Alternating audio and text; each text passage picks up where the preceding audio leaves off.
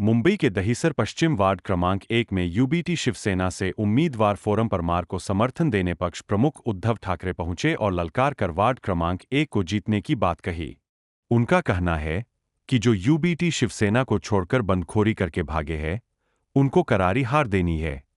मुंबई महानगर पालिका में अपना ही महापौर बैठेगा, उसके लिए कमर कस लो और मैदान में उतर जाओ। इस कार्यक्रम में सैकड़ों की संख्या में यूबीटी शिवसेना के कार्यकर्ता मौजूद थे।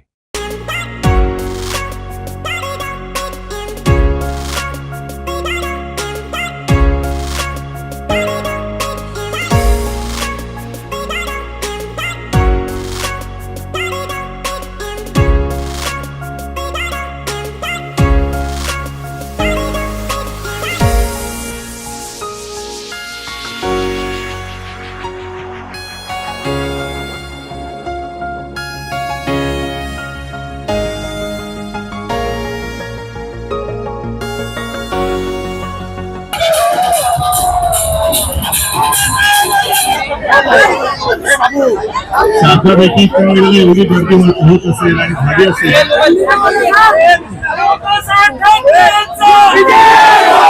जाहीर सभा घेतली तर किती गर्दी होईल।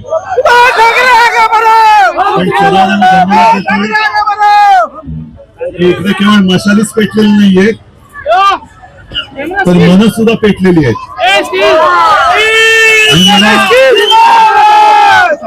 एका गोष्टीचा अभिमान आणि समाधान आहे की शिवसेनेवरती एवढी संकट आली तरी सुद्धा तुम्ही तुमची सगळी एकजूट कायम ठेवलेली आहे।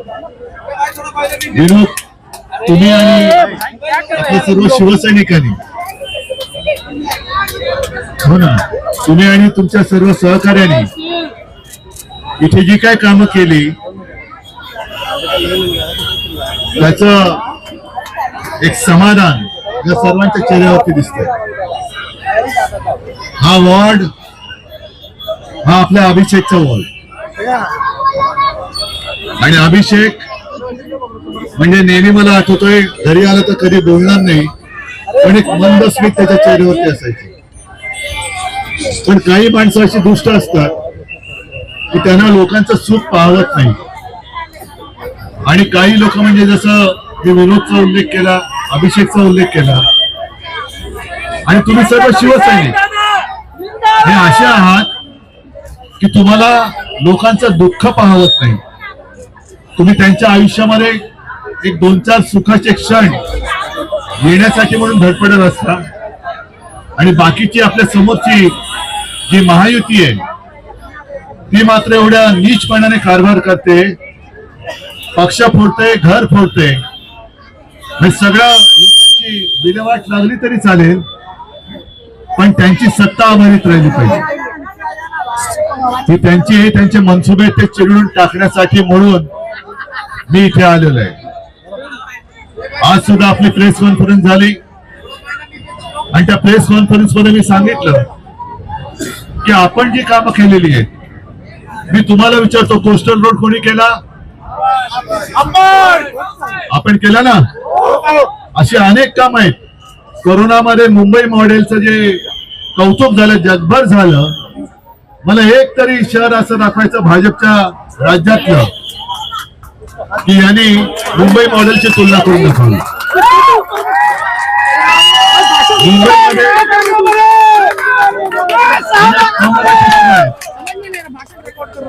उत्तर भारतीय सुद्धा आहेत पण त्या सर्वांना विचारतोय, जेव्हा कोरोनाच्या संकटामध्ये आपले सर्व उत्तर भारतीय गावी निघाले होते त्यावेळेला अडवणूक केली होती, ट्रेन न देता ते अमित शहाने केली होती। आपण जवळपास 6 ते 7 लाख या सर्व इतर भाषिकांचा जो काही त्यांचा जो एक प्रश्न होता तो सोडवला होता। फडणवीसांना पाहवत नाहीये, ते आपल्या केलेल्या कामावरती एक तर बोळा फिरवतायत किंवा त्याचं श्रेय लाटतायत आणि म्हणून मी त्यांना सांगितलं, अरे आम्ही तर ही कामं केली आहेत त्याचं श्रेय घेण्यापेक्षा मोदीजींनी जो कैलास पर्वत बांधलेला आहे त्याचं श्रेय घ्या ना। स्वर्गातनं गंगा कोणी आणली? मोदीजींनी आणली. कैलास पर्वत कोणी बांधला? मोदीजींनी बांधला. अरबी समुद्र कोणी निर्माण केला? मोदीजींनी केला. मग आज त्यांनी मला काहीतरी एक नाव ठेवलंय. मग ठीक आहे, देवेंद्र फडणवीसांना तुम्ही काय रे म्हणता? जोरात बोला. हे जनता म्हणते, मी नाही म्हणत. जनता तुम्हाला म्हणते. म्हणजे तुम्ही मला नावं ठेवताय, पण जनतेने तुम्हाला ठेवलेलं नाव जरा जोरात बोला. हे त्यांच्यापर्यंत पोहोचवा. का म्हणते तुम्हाला जनता? याचं कारण खोटं बोलताय. बरोबर आहे, खोटं बोल, पण भेटून बोल आणि काही कर. म्हणजे एकमेकांमध्ये भांडणं लावायची, पण गादी उभवायची. आता तर हद्द झाली. आता मुंबई घेण्याला निघालेले. उमेदवार मत चोरतायत, उमेदवार चोरतायत, पक्ष चोरतायत, निशाणी चोरतायत, घरं फोडतायत. किती पापांची यादी. म्हणजे एका बाजूला आपण केलेल्या कामांची यादी आहे आणि दुसऱ्या बाजूला यांनी केलेल्या पापांची यादी आहे. आणि हाच प्रश्न आहे जनतेला विचारायचं, तुम्ही केलेल्या कामाला मत देणार का केलेल्या पापाला मत देणार? विषय स्वच्छ आहे. जी कामं केलेत आपण, त्याची पुस्तिका आपण दिलेली आहे. कोरोना काळामध्ये जे काम केलं, म्हणजे एका गोष्टीचं समाधान आहे मला, की तेव्हा चीनचं एक कौतुक झालं होतं की 15 दिवसात त्यांनी फील्ड हॉस्पिटल उभं केलं. आणि आपल्या मुंबईने 18 दिवसात तसंच तोडीस तोड फील्ड हॉस्पिटल उभं करून दाखवलं. चाचणी केंद्र सुद्धा संपूर्ण राज्यात फक्त 2 होती, ती आपण 650च्या वरती नेऊन दाखवली होती. वॅक्सिनेशन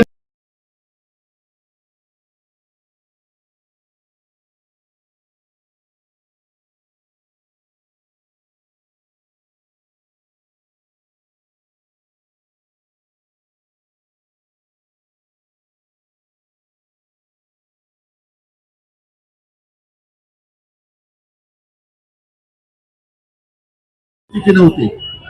आणि म्हणून मला जास्त आता बोलायचं नाहीये, कारण 10 पण वाजत आलेले आहेत. आपल्याला सर्वांना एक जबाबदारी देऊन जातोय. पार पाडणार. आपले उमेदवार कोण?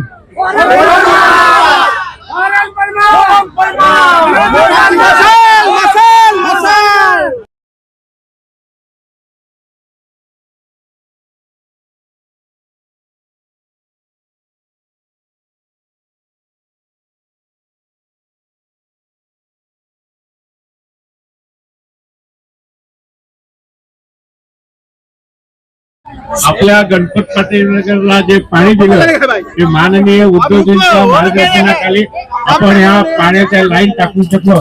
आणि म्हणून उद्धवजींचं मी अभिनंदन करतो. गणपत पाटील नगर आपण लाईट दिले, पाणी दिले, शौचालय दिले. येणाऱ्या काळामध्ये आपल्याला पक्की घरं देऊ असं आश्वासन आपल्याला देतो.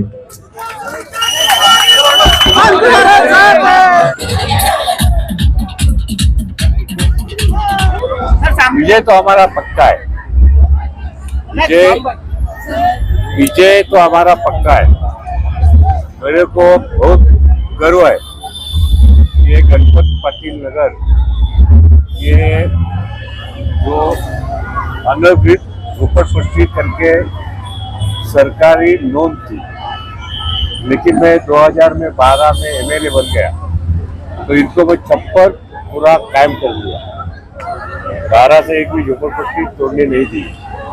ये लोगों को सुविधा दी, पानी दिया, शौचालय बांधे, लाइट दी, रेशनिंग कार्ड दिया, आधार कार्ड दिया, पैन कार्ड दिया, सब सुविधा उनको दिया. और आज मुझे खुशी है कि जो डीपी प्लान 2034 जो शुरू हुआ, इसमें का CRZ और एनडी जोन निकल के ये स्पेशल जोन हुआ है.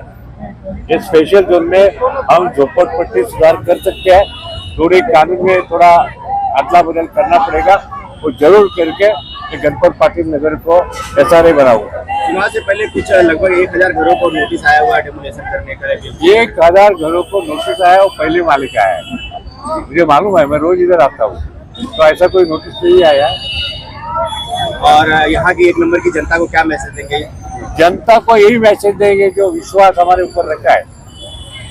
हमारे दिवंगत मेरा लड़का अभिषेक घोसालकर, उसमें और उनका घर का रिलेशन था, हमारा भी घर का रिलेशन है। और ये जो चुनाव आएंगे चुनाव जाएंगे, लेकिन हम दो चीजें जनता से चाहता हूँ। जो आप लोगों ने प्रेम हमें दिया, एक बार मैं 3 बार दिया। अभिषेक को चुन के दिया, अभिषेक को बहू को चुन के दिया, मुझे भी चुन के दिया, अभी परमार को आपको चुन के देना है। और ये रिश्ता है वो आगे बढ़ाना है।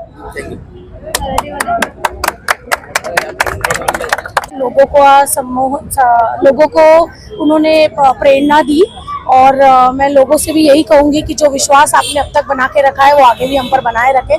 गोसालकर साहब के नेतृत्व में जो भी मुझसे काम बनेगा, जो भी मुझे दिया जाएगा जवाबदारी, वो मैं बखूबी पूरी करूंगी, यही मेरी आशा रहेगी।